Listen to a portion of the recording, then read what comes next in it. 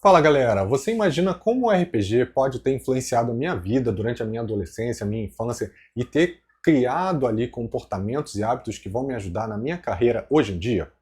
Meu nome é Bruno Ribeiro, eu sou coach, especialista no desenvolvimento da autodisciplina e eu estou aqui para te ajudar a construir os melhores hábitos para transformar a sua vida, a sua produtividade, o seu foco. E se você é novo por aqui, não deixa de assinar o canal, pode ser por aqui, pode ser pelo YouTube, pode ser pelo Spotify, eu não sei onde é que você vai estar assistindo, mas assina o canal para você receber toda semana um conteúdo que vai te tirar da zona de conforto, que vai gerar aquela energia que você precisa para parar de procrastinar e agir de verdade em direção aos seus objetivos. Se você preferir, também pode acompanhar a gente pelos outros canais, que eu vou deixar aqui o link na descrição. E essa semana eu estou fazendo um episódio um pouquinho diferente. Para quem acompanha aqui o podcast, eu geralmente costumo botar um conteúdo em áudio e hoje eu estou testando aí um videocast, né? Mas vai ser uncut, vamos ver como é que vai ser. E se você preferir também acompanhar pelos agregadores de podcast, pode ir lá pelo Deezer, pelo Spotify ou pelo YouTube, Instagram, onde tiver esse vídeo, tá? E hoje eu resolvi contar um pouquinho da minha infância, da minha adolescência. Uma época onde eu jogava bastante RPG e jogar RPG acabou me trazendo ali comportamentos que moldaram os meus resultados e moldam até hoje em dia, né?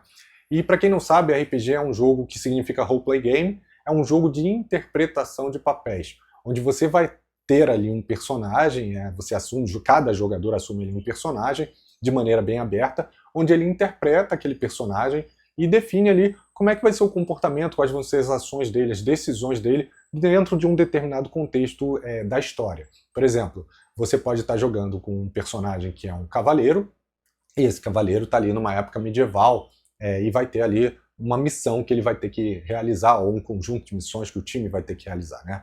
E para quem já assistiu aí Caverna do Dragão ou Senhor dos Anéis, é bem dentro desse pano de fundo, dentro desse contexto que o RPG acaba se enquadrando, né? E existem também, para quem gosta de RPG, existem também outros modelos, né? Modelos que vão desde os mais góticos, medievais, até os mais futuristas. E durante a minha infância e adolescência, eu joguei muito RPG. E na época não existia a tecnologia que tem hoje em dia, então a gente realmente ficava ali imerso naqueles momentos durante horas e horas. Às vezes a gente até virava noites jogando RPG junto com a galera, né?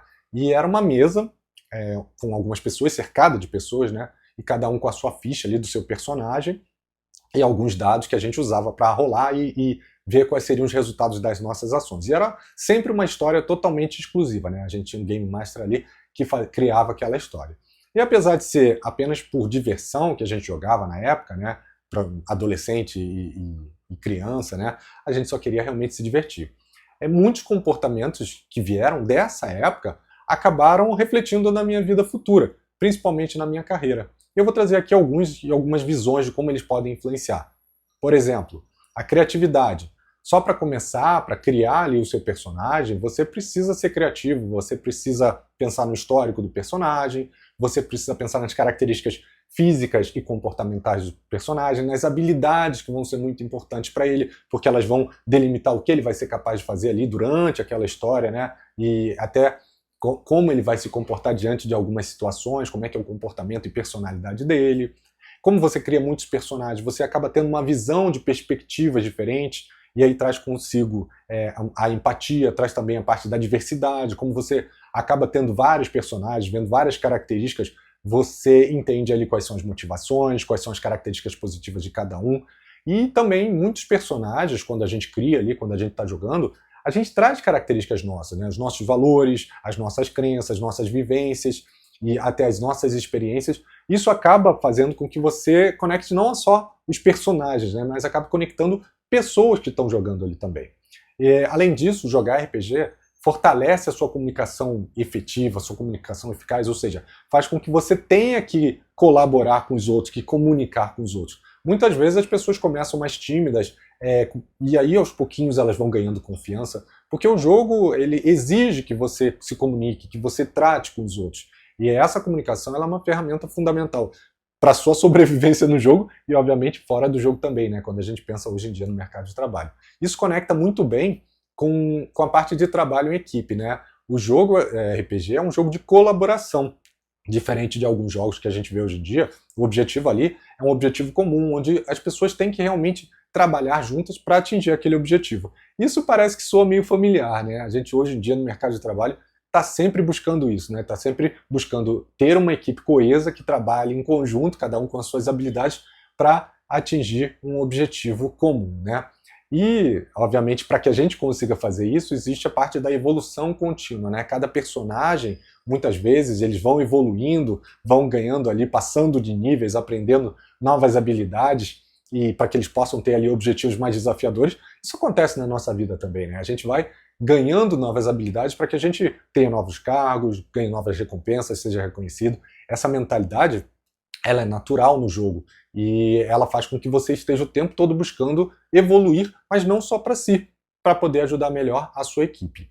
Uma outra característica é que o jogo te força a tomar decisões e negociar a cada momento, porque o tempo todo você está precisando decidir ali o caminho que você vai seguir, a ação que você vai seguir. Muitas vezes são ações individuais, o que torna até mais simples, mas em alguns cenários você também tem que negociar com o time e achar ali um consenso, às vezes nunca unanimidade, né? Mas achar um consenso às vezes não é tão simples. E aí entram habilidades como a negociação, a persuasão. Nem sempre é fácil tomar essa decisão quando a vida dos personagens está ali em jogo, dentro do contexto de RPG, né? E do lado de fora também a gente tem decisões que às vezes são acaloradas, vamos dizer assim.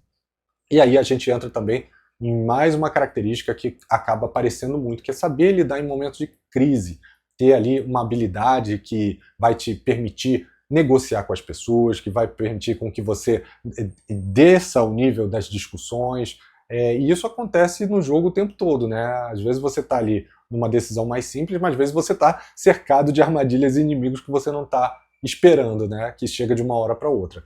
Nesses momentos também surge uma outra habilidade, às vezes ela é uma habilidade nata, que é a habilidade da liderança.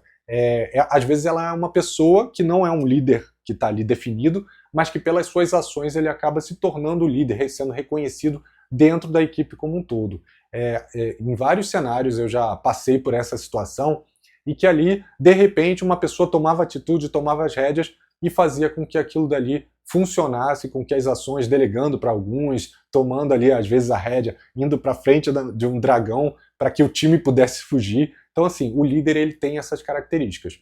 E obviamente não são só características comportamentais. Existem habilidades que elas não são essas habilidades sociais e que também têm a sua importância, como por exemplo, planejamento e organização, ali desde a quantidade de comida que você vai levar, o que você está carregando para não ter penalização. Parece até bobagem, né? Mas uma missão às vezes ela pode dar totalmente errado porque você esqueceu de levar uma quantidade certa de flechas ou às vezes até a quantidade de água ou de alimento. Tudo isso pode influenciar. Então você é forçado a ser organizado, a planejar da forma correta, até escolher as suas magias se você for um mago, né? E quando as coisas dão errado, e elas vão dar errado, porque sempre acontece alguma coisa não esperada, a gente aprende a lidar com resiliência, com persistência, muitas vezes replanejando, voltando atrás para tomar uma nova decisão. Outras vezes, às vezes você perde o seu personagem e tem que criar um novo, e tem que saber como lidar com isso. O jogo tem ali seus altos e baixos, e ele te ajuda a lidar com isso, com os fracassos, e se recuperar dos fracassos, até essa mentalidade de crescimento, né? E por fim, eu falei da criatividade também, mas tem a parte da comunicação. Você aprende a se comunicar melhor e melhora a sua narrativa, a sua forma de contar histórias. Isso está presente não apenas no jogo, mas quando você traz para a vida real, na hora que você tem que falar em público, na hora que você tem que montar uma apresentação, você consegue criar essas conexões, você consegue expor as suas ideias de forma mais clara, mais convincente, porque você trabalhou durante sua experiência ali no RPG.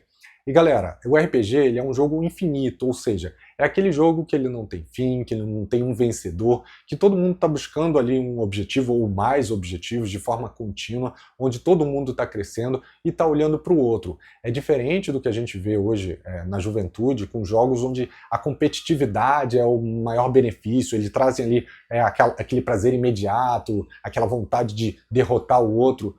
E eu vou terminar esse episódio aqui, esse vídeo, com uma pergunta, um questionamento, né, uma provocação. Que tipo de comportamento você acha que isso vai levar para essa pessoa no futuro do trabalho dela? E é claro que a gente sabe que isso não é uma regra, mas se os únicos estímulos que elas tiverem forem esses de competitividade, de derrotar o outro, que habilidade você acha que essas pessoas vão desenvolver, que esses adolescentes, que essas crianças vão desenvolver ao longo do tempo. E é isso, pessoal. Espero que vocês tenham gostado desse novo formato. Não garanto que vai ser toda semana assim, quem sabe uma vez por mês. Vamos ver como é que funciona. Mas vou tentar fazer mais conteúdos assim e disponibilizar para vocês nas plataformas aí para que vocês possam consumir. Se você gostou, deixe seu comentário, deixe o seu review e compartilhe esse conteúdo. Um abraço e até semana que vem, pessoal. Tchau, tchau.